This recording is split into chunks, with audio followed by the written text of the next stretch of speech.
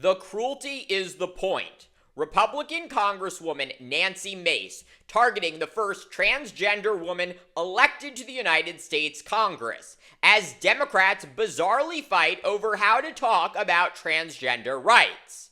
Welcome to the No Spin Zone. Graph's Grievances starts right now.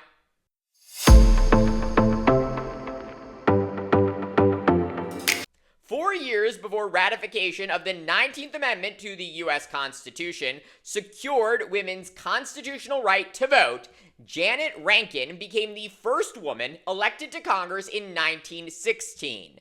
Congresswoman Rankin from the great state of Montana was no backbencher. In fact, she had the distinction of being the only member of Congress to vote against U.S. involvement in both World War I and World War II.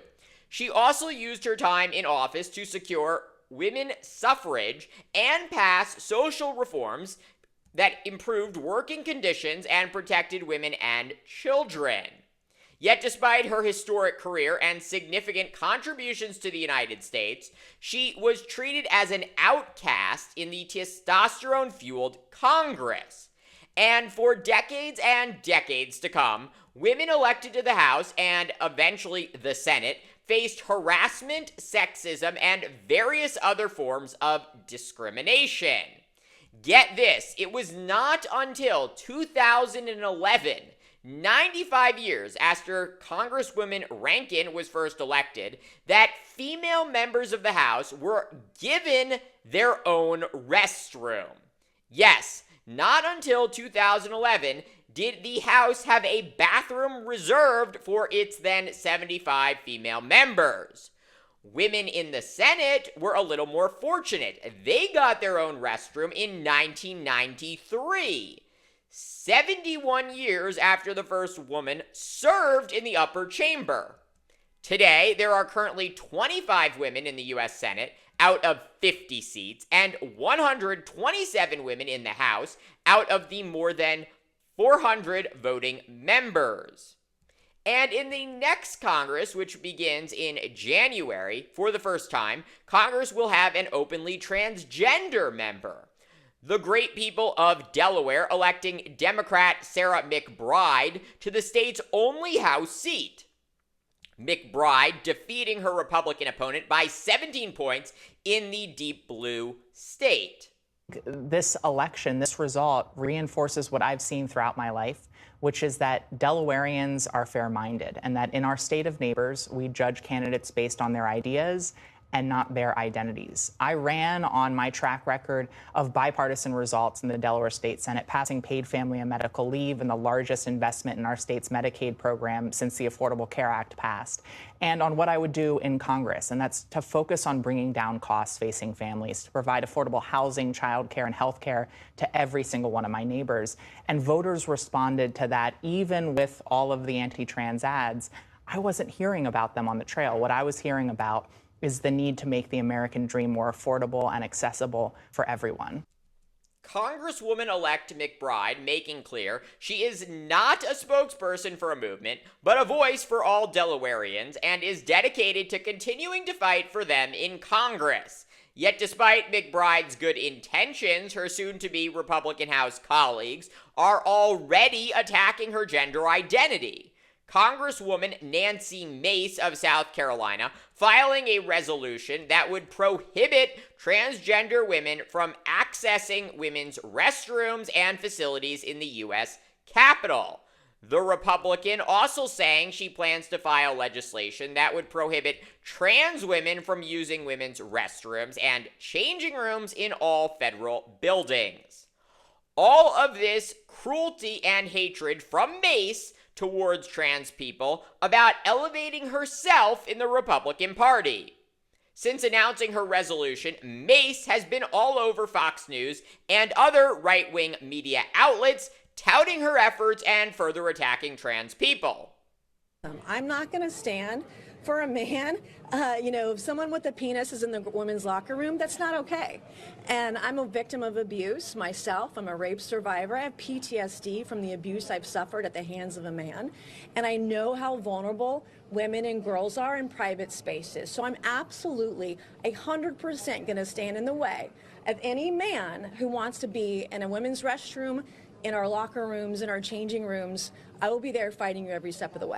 The idea of a man walking into a locker room where I'm changing is actually, it feels like assault. I am a victim. I have PTSD from the trauma that I have endured at the hands of a man. And I'm going to stand in the way solidly of any guy that wants to come into our spaces. And guess what? Sarah McBride doesn't get a say in this. And I'm not going to succumb or be silenced by bullies online or by the radical left. They lost big, and I'm going to push back harder than ever before.